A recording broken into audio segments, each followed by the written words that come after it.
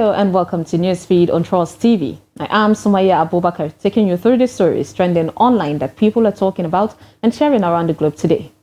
Stop remanding minor offenders with hardened criminals, AGF tells judges. You must borrow to run the economy, Senator Jimoh Ibrahim backs the federal government borrowing plan. 4 Boko Haram financiers jailed in Abuja. And UK unveils package of measures aimed at curbing migration. Now, top of what's trending today, we have the Attorney General of the Federation and Minister of Justice, Prince Lateef Fagbemi, on Monday, December 4th, called for the implementation of non-custodial measures and sentencing guidelines under the administration of Criminal Justice Act 2015. This is in a bid to reduce the swelling number of awaiting trial inmates in the country. The AGF further urged trial judges to stop remanding minor offenders with hardened criminals, as this could lead them to end up being initiated into a life of crime instead of being reformed. He said the purpose of non-custodial measures was to find effective alternatives to imprisonment for offenders.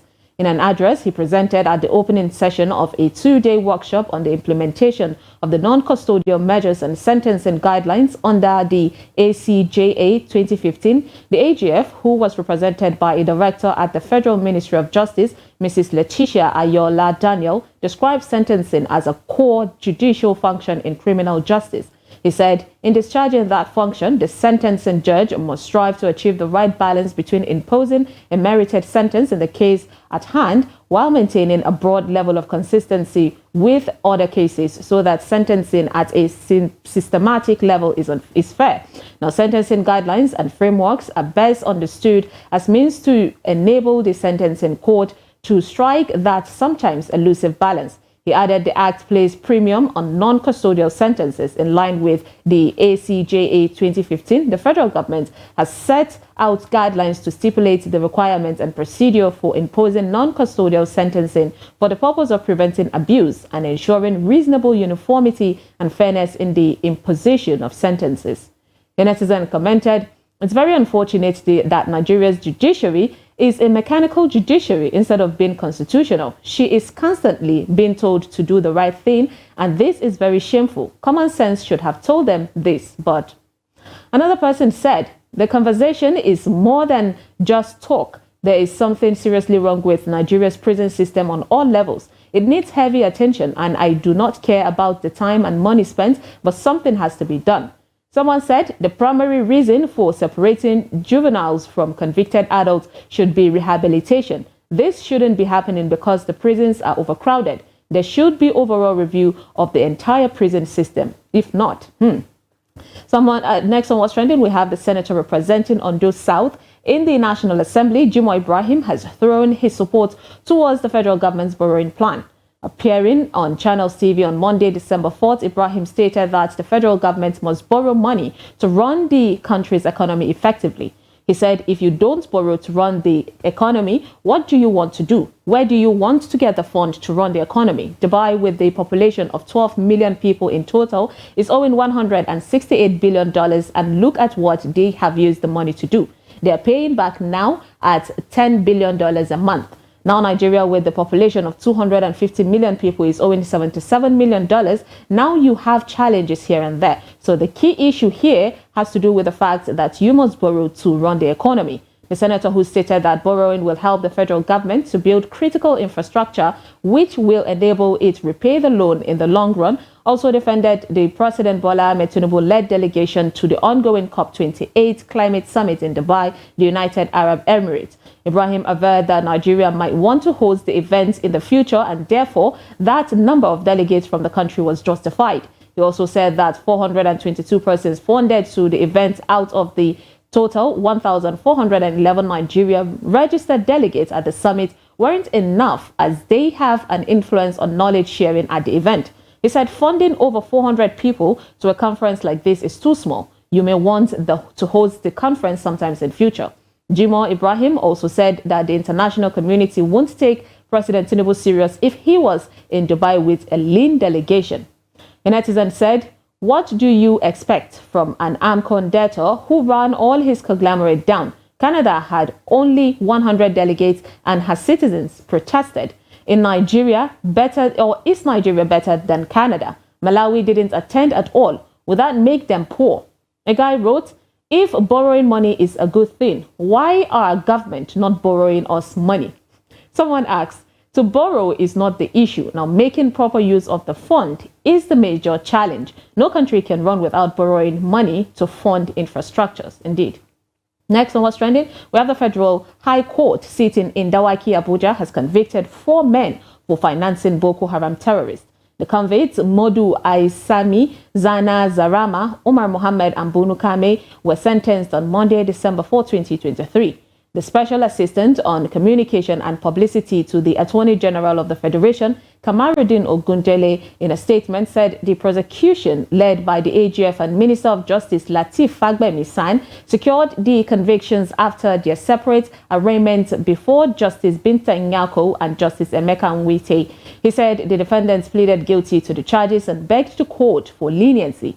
The defense counsel was led by Director of Criminal Justice in Legal Aid Counsel, F.A. Bakare. According to the charge filed by the Director of Public Prosecutions of the Federation, M.B. Abubakar, Aisama provided funds for the terrorist group by buying food products from the group, for the group also, and having reasonable grounds to believe that the proceeds will be used to commit a terrorist act. Therefore, committed an offense contrary to Section 13, subsection 1A2 of the Terrorism Provision Amendment Act 2013. Ogundele said Nyako convicted the defendants, having pleaded guilty to counts 2 and 3 of the charges. I find him guilty as charged, and he is convicted accordingly. I hereby sentence the convict to 20 years imprisonment for each of the offenses. They are to run concurrently, he quoted Nyako as saying. He said that the judge also convicted Zarama and sentenced him to 10 years imprisonment for concealing the identity of a Boko Haram member, Modu Sulum. And Ogundele said that Nyako added that the jail terms should run from the day the convicts had been in custody. Nwite, in another trial, convicted the duo of Muhammad and Kame. Muhammad was sentenced to 10 years imprisonment. A netizen asked, why are you not showing their pictures for transparency? Tomorrow you will hear repentant armed dealers. A guy opined, not enough. They should have been sentenced to death. Another guy wrote, tomorrow they will repent and be set free with pension and all.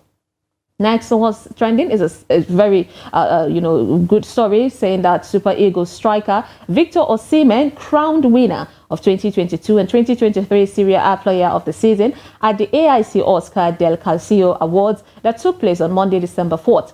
He was also named in Team of the Year along with 4 other Napoli stars. Osimhen has been one of the best strikers in the world in the last 2 years. The 24-year-old Nigerian striker has proved to be a crucial asset for Napoli. Last season, the Napoli striker scored 26 league goals for the Partenopians to help them to their first Scudetto in 33 years since 1990. He also helped a first-ever quarter-final finish in the UEFA Champions. The former Lille man also became the first African to win the Capocannoniere. This award will be a prelude to the Super Eagles striker being crowned Africa's best player on Monday, December 11th in Marrakesh, Morocco. He was ranked 8th in the Ballon d'Or and has also been nominated for the FIFA Best Awards. Now, this season, Osimhen started well, but he has struggled with injuries, and the instability at Napoli has not helped issues either. Nonetheless, he will look to return to his best soon enough. A netizen said, more grace to come, Osimhen, but please buckle up your shoes and prepare to leave Napoli. They are ungrateful. A guy wrote, congrats, our own son of the soil, more winning, more championships. Another guy said he was supposed to win the Serie A Player of the Year also, but trust Italians. They will give to a European, South American if the competition is fierce, then give to an African. Now let's take a short break, and when we come back, you will see what a single mother did in Benue State. Stay tuned.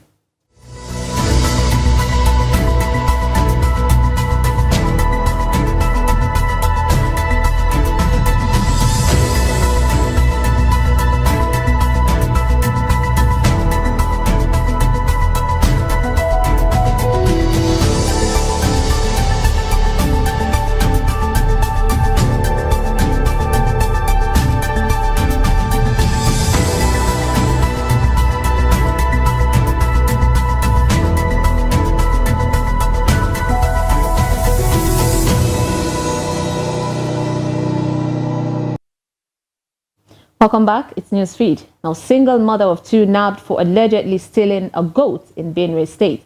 A young woman was nabbed for allegedly stealing a goat in Boko, Benue, where details of the incident are sketchy, but it was gathered that she was caught a few days ago. One Ahar Galu, in a post on Sunday, December 3rd, 2023, said he spoke with the woman, adding that she is a single mother of two. He also disclosed that some people have indicated interest in helping the woman to either get a job or start a business. The post read, "The stolen goat saga. I have just communicated with the lady in question. She doesn't have a phone, so it was through her neighbor and secondary school friend at Tom Aha Street, Boko. I will subscribe for the friend tomorrow morning, so we have a video call for confirmation. Anticipate details tomorrow morning. Meanwhile, my 5K support for her is ready. Please, let's support her in order to thwart both the remote and immediate causes of this ugly act. The aim is to establish, even if it is a mini business for her. Meanwhile, she has 2 kids without a husband," he wrote. "I am not encouraging thieves, but I know and I believe that a woman won't wake up a day and indulge in a theft case. She must have exhausted her godly means to survive." A netizen said, "You mean you decided to embarrass her like this for stealing food?" Another person said, "As you are nabbing the single mother for stealing a goat, please help us nab the rogues kidnapping our currency." And a guy said, "Now that it is a woman, everyone sympathizes, but it's evident that judgment would have been different if it were a man. Some might even make comments like somebody's husband, revealing hypocrisy in our society." Now, so what's trending, we have a blogger, Chisom, who tackles Maraji, and others who believe that indecent dressing is the reason that men don't respect women. Take a look at what she had to say. "This is why men don't respect women in this generation. Decency, modesty, this is why men don't respect women." Tell me, can you show me a time in history where men have ever respected women? Is it when they were not allowed to vote? When women were not allowed to own properties? When women were not allowed to, didn't have right to their child? When women were not allowed to work outside of their home, and even if they did, they get paid a fraction compared to what men earn? Is it when domestic violence was like when if the food is too hot, the man, if the food is too cold, the man? Tell me a time in history where men have respected women.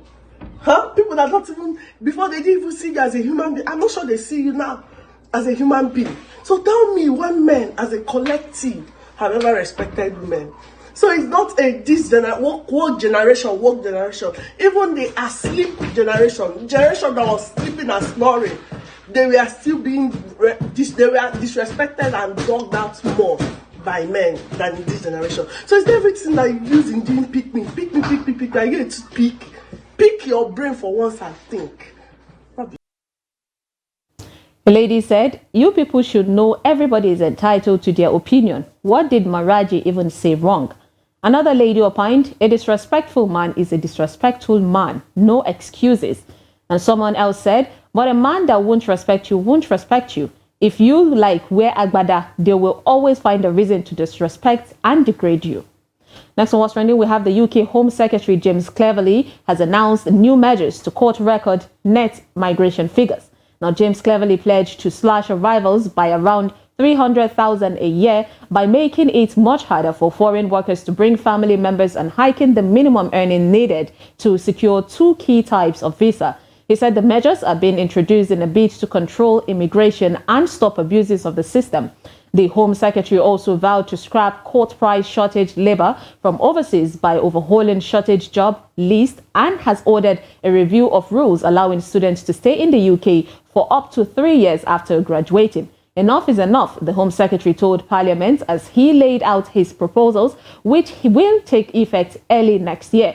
Cleverly said that skilled foreign workers wanting a UK visa would have to earn about £38,700, that's almost $48,860, up from £26,200, just over a third more. He said the more will stop immigration undercutting the salary of British workers. The Home Secretary, however, exempted health and social care workers where there are currently staff shortages, in part because of Brexit, but said they will be prevented from bringing families. Cleverly raised the minimum income for family visas and confirmed restrictions on international students bringing dependents, he also reaffirmed that Britain would increase the surcharge that migrants pay to access the state-run National Health Service by 66% to £1,035. Clifford also added that the government will reform the shortage occupation list, which details a job for which employers are not able to find enough British workers.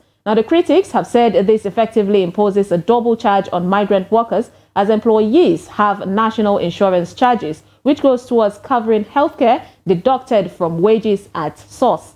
A netizen commented, "The people that are curbing migration are actually those whose grandparents migrated. Confusing." Another person said, "You can't stop people from bringing their families when they are coming to work in the country. Imagine going to work for 5 years and not bringing your family." A lady opined, "UK is not the only country to migrate to. There are several EU countries, Australia and New Zealand are more than happy to welcome skilled migrants with their dependents. The key to visa application success in these countries is making sure that you have the right qualifications and documentations. There is a whole lot of opportunities that exist outside of the UK." And lastly, onto a very funny video of a boy who thought that he could outsmart his mom. Take a look.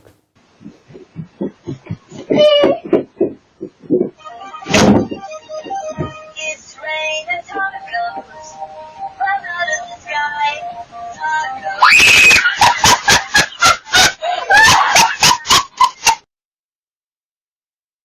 He really thought he closed that out. I mean, that's really smart. And that is all on Newsfeed today on Trust TV. Follow us and subscribe to all our social media platforms: Facebook, YouTube, Instagram, and X. Bye.